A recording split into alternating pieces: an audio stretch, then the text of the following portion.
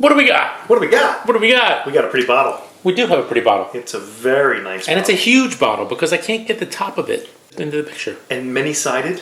Yes. And it's colorful. It's a 6, right? So what's that, a hexagon? Boy, you know your stuff. No, I don't. That's why I'm asking. It's hexagon. Okay. So we were lucky enough to go and we saw our very good friend Steve. Yes. Steve Grasset. And we saw them down at Art and the Age. Yes. And they had some things for sale. It's a really pretty store. So I picked up a small bottle. Question. Yes? Pretty packaging in a pretty store. Is that like just take you over the top? It's Candyland. It's just Candyland. So where I was going is that we were there and I was left alone.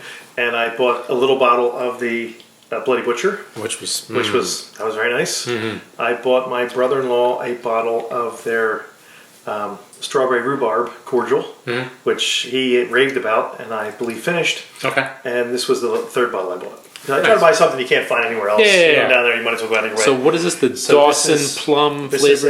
is Damson. the Damson Plum. Damson Plum. So this is their Damson Gin from the Tamworth Garden Distillery. Well, it's Tamworth Garden series, right? Up in New Hampshire. From the Tamworth Distillery? I think it's a Tamworth Distillery up in New Hampshire. Right. And this is their Damson Gin. It's made by infusing tart, sweet I'll open it up. Damson plums. I'll wait for the pop. Yeah. Will there be a glug glug? Although, you know what? It looks like it's real cork. Let's see if there's a glug glug. I don't know. It's like a weird shape. Let's see. Yeah, it's okay.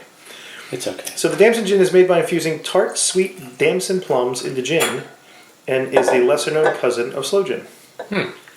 Both Damson and sloes are commonly found growing through Britain's iconic hedgerows since the 1700s, while Colonial Americans were preserving their apple crops by fermenting cider and cold-distilling applejack. Commoners and farmers in Britain were harvesting sloe berries, much too tart and astringent to eat on their own, and making them consumable by soaking them in alcohol. Since both fruits are harvested in the fall, they were infused just in time for holidays, and thus a winter tradition was born. They've paired the Damson plums with juniper, bitter orange, anise, hyssop, and hops to create a tartly, sweet, and herbaceous spirit, which sits at a low proof for perfect sipping. And they suggest you enjoy this as a pre or post dinner sipper, or mix yourself a Damson Gin Fizz. Interesting. Interesting. The bottle's pretty. The color is interesting. Also, Yes. It almost looks like a strawberry jam. Yeah. You know. I wonder if this is like the color of the flesh of the fruit or something. I don't know. Maybe. Maybe. Cheers. Oh. And this comes in at, that's a nice ring, comes in at 30%. 30%. Okay. So it's a nice cordial. Ooh. That is, I like the smell. that's a stony fruit. Yeah. Totally. I think you're assaulted by the plum and then you get the gin afterwards. Plummy.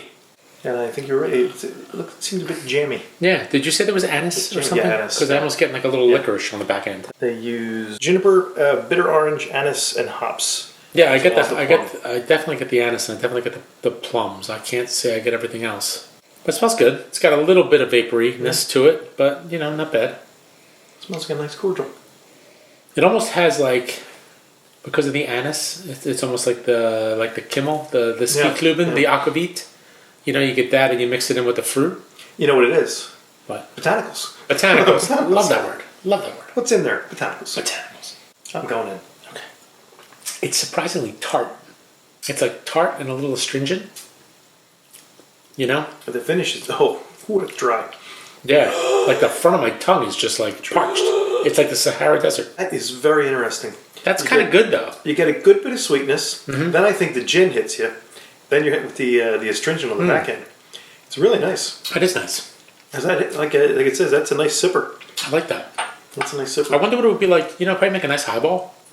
Maybe just with some club soda, some seltzer, just to kind of lighten it up a little bit. I wonder if you use this in a drink instead of throwing sugar in, you just throw this in. I don't think it's sweet enough. No, I mean if something like you're making some kind of gin something instead of making sugar with this, I think you could probably do this with just maybe. It's not particularly sweet instead though. of sugars. It's very herbaceous.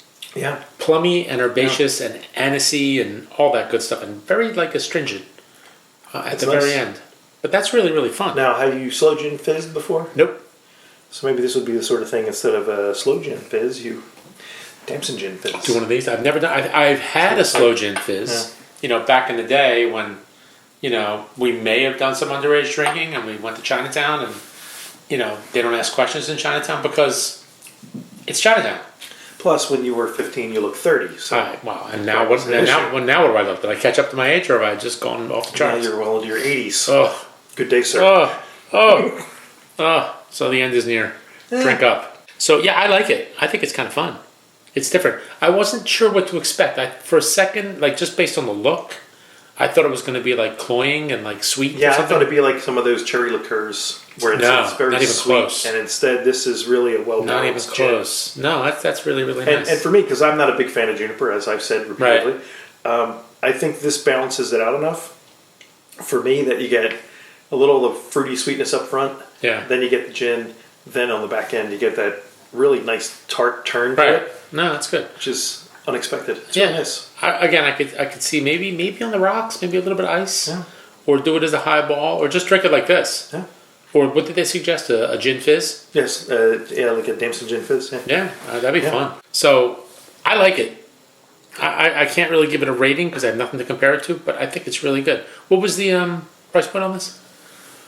I doubt it was cheap. It's like $40 maybe. It wasn't very expensive. No, it's not bad. It wasn't very expensive. I honestly can't remember. Yeah. They also suggest you do a Damson twist. Okay. 1.5 ounces of Damson Plum gin, an ounce of dry vermouth, a bar spoon of simple syrup, 4 dashes of dash fire cardamom bitters, and a lemon peel garnish. That sounds delightful too. Interesting little cocktail. I like it. I don't have the bitters. I may have everything else though. And then for a third cocktail, they suggest something they call a plum crate. Okay. Again, 1.5 ounces of their gin, 3/4 of an ounce of triple sec, half an ounce of orgeat. Orgeat. We love orgeat. A half an ounce of apple cider vinegar, some grated nutmeg, thyme sprig as a garnish. Again, very complicated in terms of ingredients, but something they're doing. So they've got at least 3 things out at their site. Right. And I'm sure you could substitute this for Sloe Gin somewhere. We can figure something out. Some other recipes as well. Well, sir, really well done. I like it. Thank you for sharing. Sure. Cheers to you. Cheers to Tamworth Distilling. And Art in the Age. Lovely place. If you're ever in Old City, pay them a visit. Cheers. Cheers, folks.